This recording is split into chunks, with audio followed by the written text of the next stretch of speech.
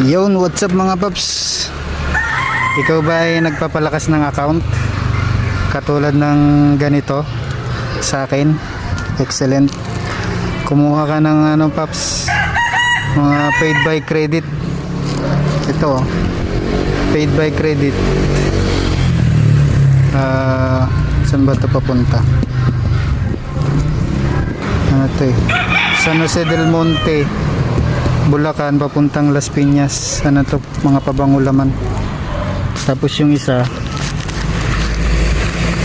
ayan, ano naman yan, papuntang Naik Cavite.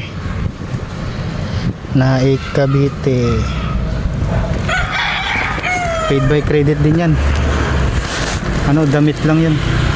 Tapos yung ano natin, balikan ito sa San Jose del Monte papuntang Rosario, Cavite. Ayan. Isang damit lang to, balikan to, 500 plus, paid by credit.